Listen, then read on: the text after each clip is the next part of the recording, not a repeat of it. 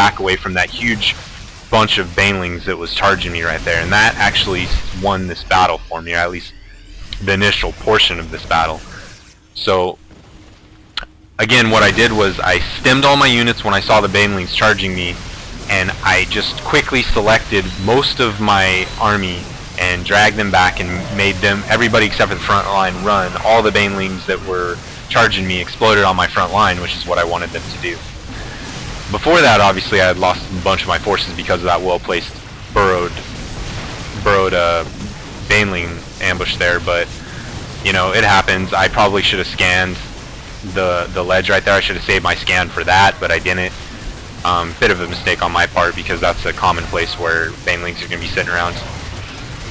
So right here, it's turning into a small unit count battle, and even though it looked like I had the battle at first, he actually is able to fight me off, because he probably had some pretty good resources saved up right there, since he was pulling from 2 bases. So he's able to continue sending out a bunch of units. He finally chases me off. At this point, I'm worried. I think there's a good chance that I've lost this game, because if you notice the drones actually, during that battle, the Zerg player snuck his drones out and ran them up back into his base. Now here they come back, some of them. He's probably going to send some more, I'm assuming, in a bit, but he pretty much got all his drones out alive, which means even though I did a lot of damage to his fighting units, he did a lot of damage to mine, and I didn't kill his workers. He's got 2 bases, I've got 1. I'm thinking I'm in big trouble, and I'm also thinking that I don't have time to set up an expo, because once again, I'd never want to get into a macro war with the Zerg. That's just asking for trouble. They can expand faster than you can and more effectively than you can, because their expos, not only do they work as something that they can return minerals and gas to, it also builds their units, obviously. So again, never get into a macro war with the Zerg. Even if you can fast expand versus them, it's not a good idea. So I'm still choosing not to expand here, even though I know I'm behind in resources.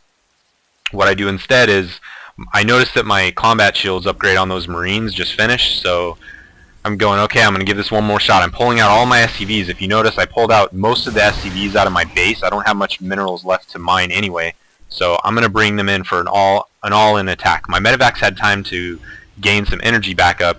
Here comes another baneling attack, but this time they explode on my marauders and a little bit on my SCVs. My Marines were largely untouched there, which is very good for me. I pop stim, I have energy on my medevacs.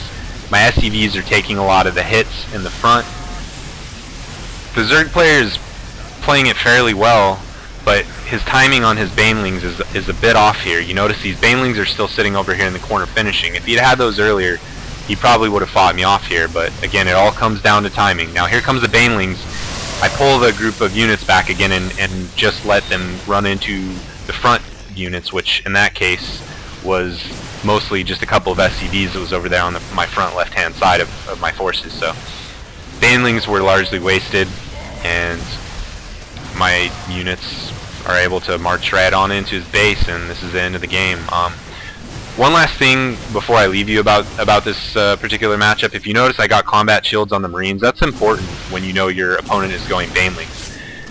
Banelings do 35 damage against light units when they explode, so Marines are base 45 health, but if you pop stim, it drops them down to 35. So if you have a Marine who pops stim and then a baneling hits him before he gets any heals from a medevac, then it only takes 1 baneling to kill him. If you have combat shields, though, which increases the Marine's health by 10, you're actually much stronger against banelings if you're going to use stim, because you can pop stim, get hit by 1 baneling, and those Marines don't go down. Now granted, that's not going to happen to every single Marine in this battle. You know, it's just, you're just playing the odds with that judgment of going for the combat shields against banelings. I mean, it's generally a good idea to get combat shields no matter what, if you're going to use a lot of Marines, obviously, but against banelings it's particularly important. So this was a shorter game. It was maybe a little bit more one-sided than my last commentary. I hope you guys still enjoyed it, though. If I continue to get good feedback, I'll continue making these commentaries. Anything you guys would like to see different, just let me know. Hey guys, a bit of an afterthought here. I recorded the second audio like 2 days after the first audio, and I hadn't really incorporated some of the feedback that I've gotten since then. So for the next audio, you can expect to see some of the improvements that you guys have suggested, like the use of the units display up here, or possibly the production display, and going back to using a bit of slow motion without going overboard on it, of course, and making the replay file available, things like that. So that will be available in the next audio.